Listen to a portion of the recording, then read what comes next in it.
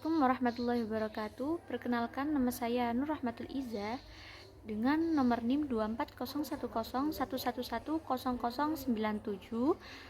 dari kelas PAIC. Baik, di sini saya akan menjelaskan mengenai teori ketahanan nasional. Apa sih ketahanan nasional itu?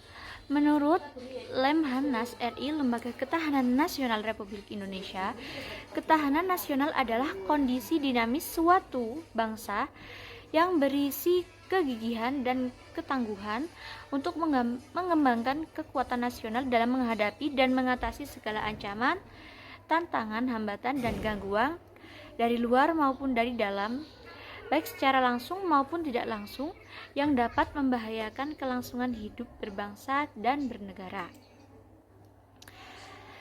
Ketahanan nasional ini adalah suatu kondisi dinamis dan keuletan suatu bangsa dalam menghadapi dan mengatasi berbagai ancaman, tantangan, hambatan, dan gangguan yang berasal dari dalam maupun luar negeri yang dapat membahayakan kelangsungan hidup, kepribadian bangsa serta bernegara.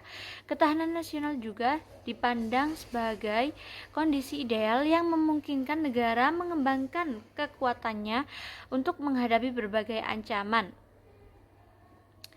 yang mana dapat mengganggu kelangsungan hidup berbangsa secara internal maupun eksternal.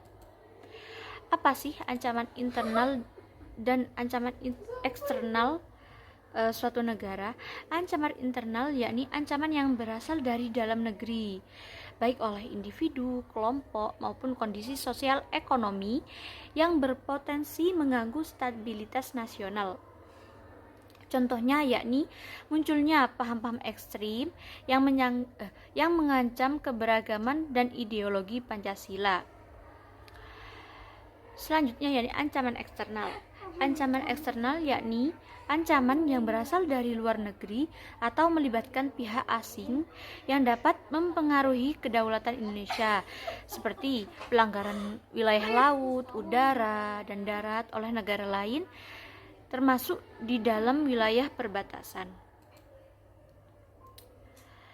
Oke, next selanjutnya yakni ciri-ciri dari ketahanan nasional. Apa saja ciri-ciri ketahanan nasional? Yang pertama yakni ketahanan nasional bersifat sebagai prasyarat utama bagi negara berkembang untuk mempertahankan kelangsungan hidup dan mengembangkan kehidupan nasional. Yang kedua yakni meliputi seluruh aspek kehidupan nasional yang digambarkan dalam sistem Astagatra atau 3 aspek alamiah yang meliputi geografi, kependudukan, kekayaan alam, dan 5 aspek sosial yakni politik, ideologi, ekonomi, sosial budaya, dan pertahanan keamanan. Yang ketiga yakni berpedoman pada wawasan Nusantara yang berlandaskan pada Pancasila dan UUD 1945. Selanjutnya yakni teori ketahanan nasional. Yang pertama yakni teori sistem.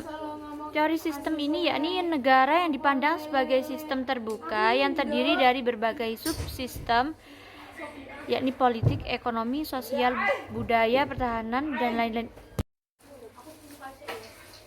Selanjutnya yakni teori ketahanan ekonomi, yang mana kemampuan sistem ekonomi nasional untuk menghadapi gangguan, meminimalkan kerugian, dan pulih secara cepat dari tekanan ekonomi. Yang ketiga yakni teori geopolitik, yang mana posisi geografis suatu negara sangat menentukan kekuatan dan pengaruh politiknya di kancah global. Selanjutnya yakni teori keamanan nasional. Teori keamanan nasional ini mencakup perlindungan kedaulatan negara, keutuhan wilayah, dan keselamatan rakyat dari ancaman militer maupun dari ancaman non-militer. Selanjutnya yakni teori ketahanan sosial. Kemampuan suatu komunitas atau masyarakat untuk beradaptasi, bertahan, dan pulih dari tekanan atau krisis sosial budaya. Dan yang terakhir yakni teori resiliensi nasional, yang mana ketahanan nasional adalah kondisi dinamis dari kehidupan nasional yang terintegrasi, mandiri, dan berwibawa untuk menghadapi ancaman dan gangguan. Selanjutnya yakni kegunaan teori ketahanan nasional. Yang pertama yakni sebagai landasan penyusun kebijakan nasional, yang mana ketahanan merupakan kerangka dasar dalam perumusan kebijakan negara di segala bidang agar selaras dengan tujuan nasional. Contoh, RPJMN 2020-2024 memasukkan indikator ketahanan nasional dalam bentuk ketahanan pangan, ketahanan energi, ketahanan sosial budaya, dan ketahanan income. Yang kedua yakni sebagai alat analisis strategis nasional. Teori ketahanan nasional bisa digunakan untuk sebagai alat bantu untuk mengecek dan menilai kondisi bangsa secara menyeluruh, objektif, dan terstruktur. Yang ketiga yakni sebagai sarana pembentukan karakter bangsa. Teori ketahanan nasional juga membangun kepribadian rakyat Indonesia sebagai nasionalisme, cinta tanah air, toleransi, gotong royong, dan bertanggung jawab. Contoh, program bela negara untuk melatih kedisiplinan, kepemimpinan, dan cinta tanah air. Yang keempat yakni sebagai pedoman pembangunan nasional. Ketahanan nasional dijadikan sebagai pembangunan negara harus berlandaskan pada upaya memperkuat seluruh aspek kehidupan bangsa, baik ekonomi, sosial, politik, budaya, hingga pertahanan. Yang terakhir yakni sebagai diplomasi dan hubungan internasional. Ketahanan nasional dijadikan sebagai dasar dalam membuat kebijakan luar negeri dan untuk mengatur bagaimana Indonesia berhubungan dengan negara lain. Contohnya kerjasama antara militer, di mana Indonesia bisa kerjasama dengan negara mana saja, tapi tetap menjaga kemandirian pertahanan dan tidak bergantung pada suatu kekuatan militer tertentu.